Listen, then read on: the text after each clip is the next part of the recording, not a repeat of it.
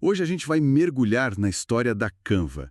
Essa ascensão, assim, bem rápida, né? E como ela está mexendo com o mundo do design gráfico que antes parecia só da Adobe. Nossa conversa vai se basear num estudo chamado O Design da Revolução, que olha bem para a história e as estratégias da Canva. A missão aqui é entender como é que uma startup lá da Austrália, criada em 2013 pela Melanie Perkins, com essa ideia de design para todos, conseguiu, sabe, balançar um gigante que parecia intocável. Para começar a entender isso, a gente precisa dar um passo atrás, né? Como era o mundo antes da Canva? Pois é, antes da Canva, olha, a Adobe, fundada lá atrás em 82, ela era, assim, o padrão absoluto. Não tinha discussão.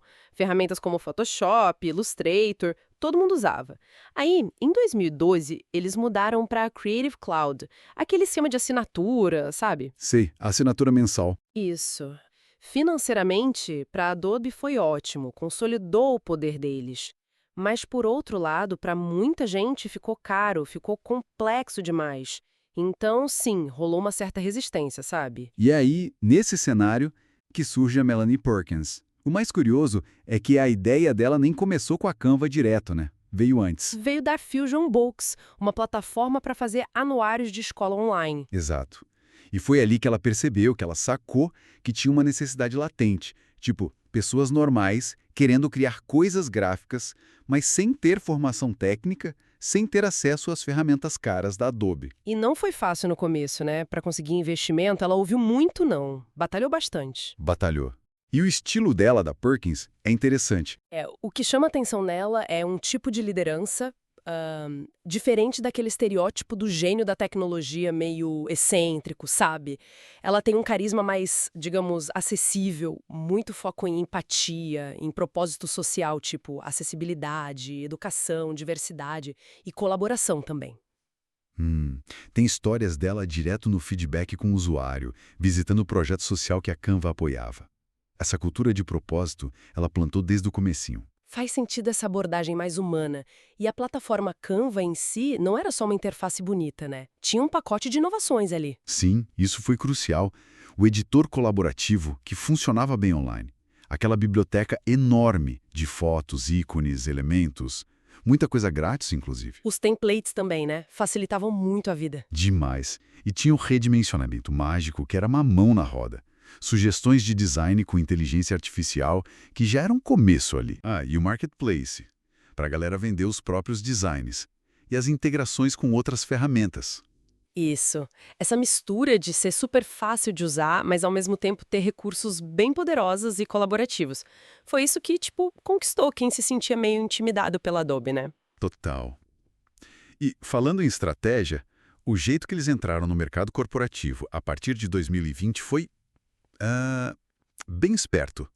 Quase por baixo dos panos. Sim, foi uma tática meio subversiva, né? Em vez de mirar direto nos chefões, a Canva começou pelas bordas.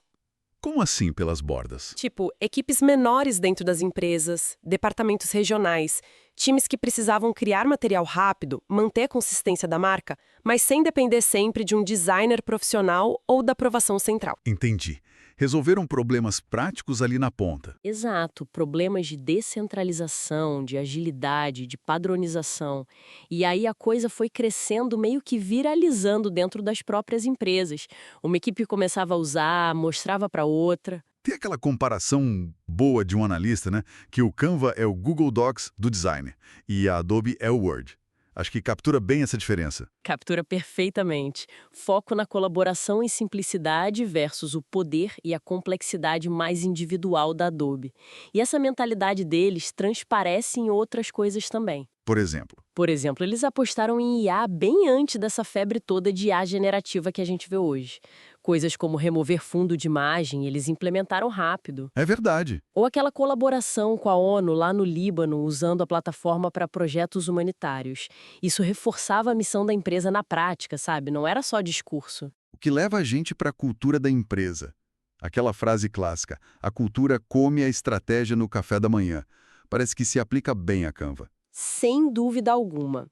A cultura lá, baseado em empoderar as pessoas, em ter um impacto positivo e inclusão, isso não era só para inglês ver. Era de fato um guia para tomar decisões, para executar estratégia. As falas dos fundadores refletem isso. A Perkins sempre dizia que o inimigo não era a Adobe, era a exclusão do design. O Clive Albright, outro cofundador, falava direto em democratizar o design. Isso moldou tudo. Então, tá. Olhando para essa história toda, o que a gente pode tirar de aprendizado principal? Fica claro que a inovação disruptiva pode vir das bordas, né? De onde menos se espera. Exatamente. E que uma liderança com visão forte, com propósito, junto com uma cultura organizacional que realmente funciona, isso pode sim desafiar até os maiores players. Perfeito. E veja bem, não é que a Adobe ficou irrelevante. Longe disso. Ela ainda tem um poder técnico imenso. Claro. Mas a Canva trouxe um tipo diferente de desafio. Mostrou que não adianta só ser superior tecnicamente.